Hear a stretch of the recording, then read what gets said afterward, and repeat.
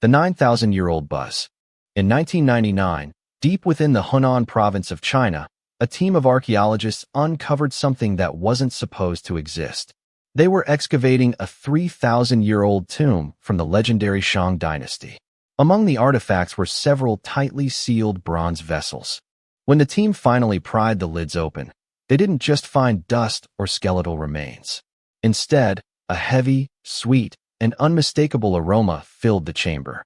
It was liquid history, specifically original, unadulterated booze from the Bronze Age, perfectly preserved for 3 millennia because rust had hermetically sealed the containers. But as mind-bogglingly old as a 3,000-year-old drink sounds, this wasn't the beginning of our love affair with alcohol. To find the exact moment ancient humans in Asia first learned to brew, we have to travel much further back in time. Long before empires, long before the invention of writing, to an era where humans were just beginning to settle down. Section 1. The Jiahu discovery. For decades, historians and scientists fiercely debated a single question. Where did the world's very first deliberate brewing take place? Enter Dr. Patrick McGovern, a man often called the Indiana Jones of ancient Alash. As a molecular archaeologist, he specializes in finding chemical ghosts. His team acquired pottery shards from an early Neolithic village called Jiahu, located in the Yellow River Valley. This site dates back to 7,000 BCE, that is over 9,000 years ago. By analyzing the microscopic chemical residues absorbed deep inside the porous clay shards, McGovern's team didn't just prove that alcohol was present. They did something much more incredible. They unlocked the exact recipe. The ancient villagers of Jiahu weren't just fermenting random scraps. They were brewing what scientists call an extreme fermented beverage. It was a complex, highly calculated cocktail consisting of 3 main components. Rice, the grain base providing the necessary starches.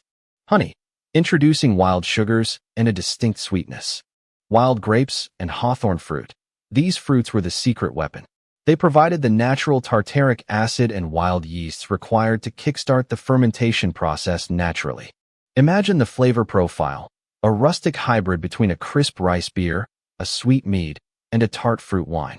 Sitting at around 3% to 6% ABV, this wasn't a happy accident or a rotten batch of fruit. It was a highly sophisticated, repeatable craft passed down through generations. Section 2. Why did they drink? It wasn't just for fun. But why go through all this trouble? You have to realize that 9,000 years ago, domesticating and farming rice was an incredibly brutal, back-breaking, and labor-intensive task.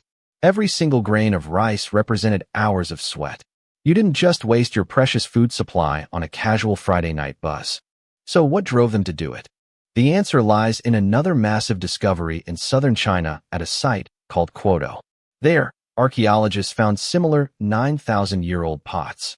Crucially, these pots weren't found in kitchens or storage pits. They were placed precisely next to human remains.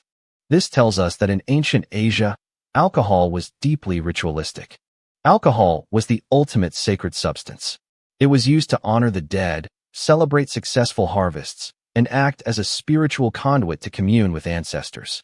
Inebriation wasn't viewed as a vice or a lack of control. It was a sacred bridge between the living world and the spirit world. To alter one's consciousness was to step closer to the divine. Section 3. The secret weapon.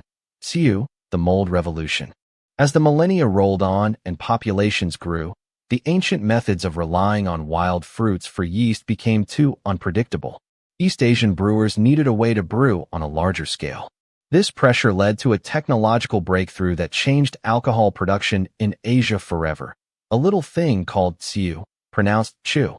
To understand why tsiu is so revolutionary, we have to look at how different cultures solve the same problem.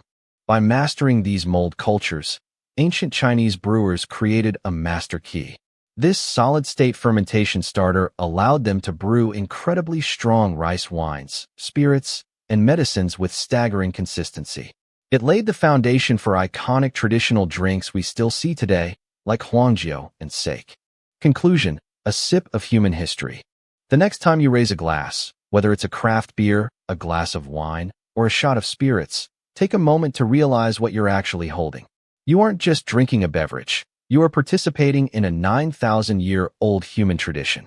From the tightly sealed bronze jars of the Shang dynasty to the microscopic residues left on the clay of Jiahu, our ancestors used their brilliance, their science, and their spirituality to brew a connection.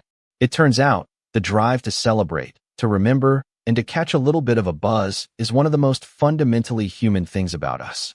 What do you think? Would you brave a sip of a 9,000-year-old rice and honey cocktail?